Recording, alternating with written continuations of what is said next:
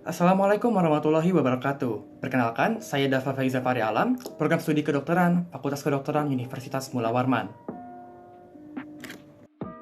Pada kesempatan kali ini, dalam rangka praktikum mikrobiologi, saya akan menjelaskan mengenai pewarnaan bakteri.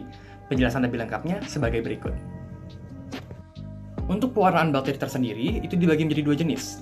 Yang pertama adalah pewarnaan Gram, dan yang kedua adalah pewarnaan tahan asam atau pewarnaan Ziehl-Neelsen. Kita masuk ke session pertama, yaitu adalah pewarnaan Gram. Pewarnaan Gram itu bertujuan untuk melihat bentuk atau morfologi dari suatu bakteri dan melihat reaksi atau sifat pewarnaan Gram dari suatu bakteri. Nah, sifat kuman terhadap suatu pewarnaan Gram merupakan sifat penting untuk membantu mendeterminasi suatu bakteri. Nah, biasanya Gram positif itu akan berwarna ungu, sedangkan Gram negatif akan berwarna merah.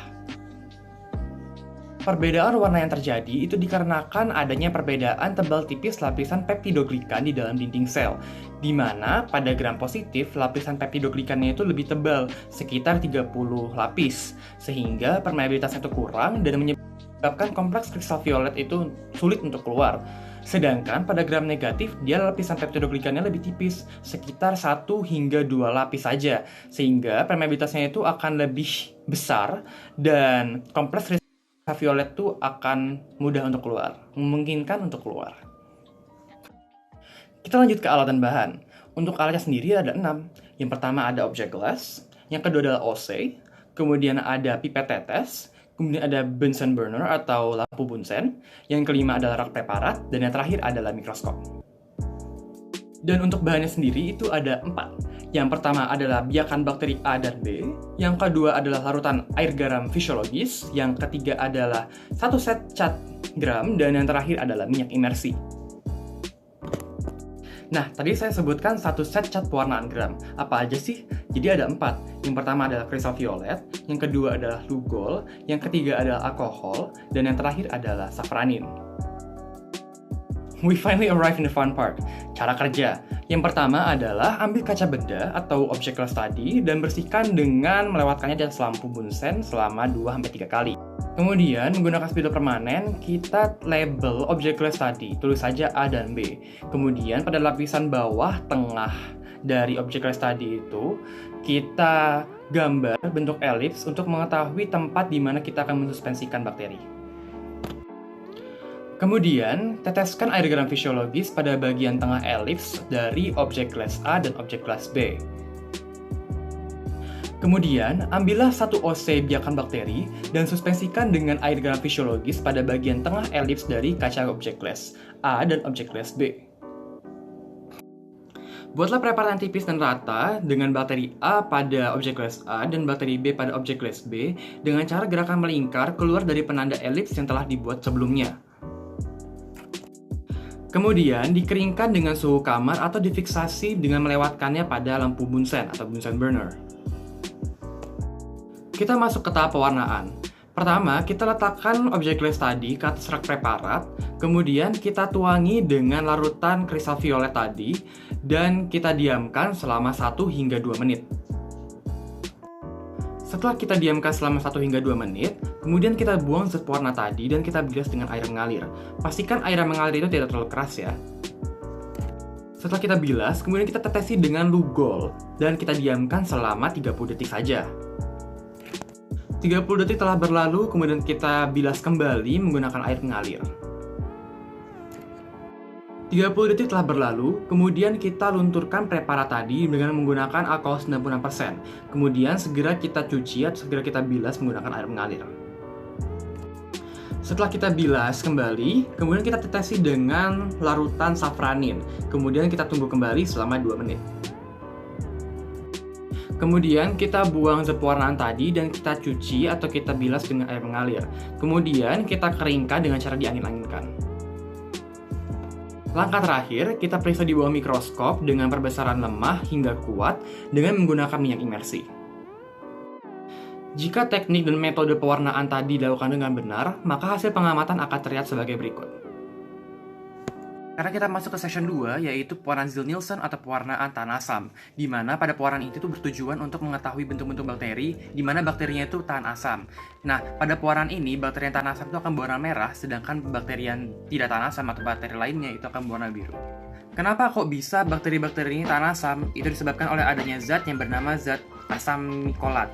Nah, pada dinding bakteri-bakteri tahan asam ini, itu ada zat-zat yang bernama peptidoglikan, arabinogalaktan, dan lipid. Nah, 50% dari jumlah lipid ini itu merupakan asam nikolat. Masuk ke alat dan bahan. Jadi alat yang diperlukan untuk pewarnaan Ziehl-Neelsen ini ada 6. Yang pertama adalah object glass, kemudian ada OC, kemudian ada masker, Bunsen burner, kemudian ada rak preparat, dan yang terakhir adalah mikroskop. Dan bahannya itu ada 3. Yang pertama adalah biakan bakteri atau sputum, kemudian yang kedua adalah satu set cat untuk BTA atau ZN, kemudian yang ketiga adalah minyak imersi. Sekarang masuk kembali ke cara kerja.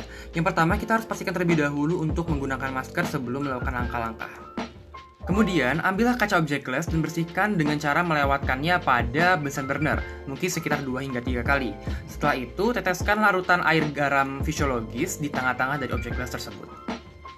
Kemudian, buatlah preparat yang tipis dan rata. Setelah itu, dikeringkan pada suhu kamar dan difiksasi di atas Bunsen burner. Letakkan objek glass pada rak preparat secara mendatar, kemudian tuanglah carbofusion hingga menutupi seluruh dari permukaan objek glass. Letakkan objek glass pada rak preparat secara mendatar, kemudian tuanglah carbofusion hingga menutupi seluruh dari permukaan objek glass. Letakkanlah objek glass di atas api, kemudian tunggu hingga mengeluarkan asap, namun jangan sampai mendidih. Ulangilah hingga 3 kali, dan biarkan selama 5 menit. Buang zat warnanya, dan dibilas dengan air mengalir. Lunturkan zat warna dengan menggunakan alkohol asam, dan tunggulah hingga larut sempurna. Lalu dicuci dengan air mengalir. Tuangilah preparat tadi dengan larutan methylene blue dan tunggu hingga 30 detik. Setelah 30 detik, segera dicuci dan dibilas menggunakan air mengalir. Setelah preparatnya kering, diamati di bawah mikroskop dengan perbesaran paling lemah hingga yang kuat, yaitu perbesaran 1000 kali menggunakan minyak imersi. Jika teknik dan metode pewarnaan tadi dilakukan dengan benar, maka hasil pengamatan akan terlihat sebagai berikut.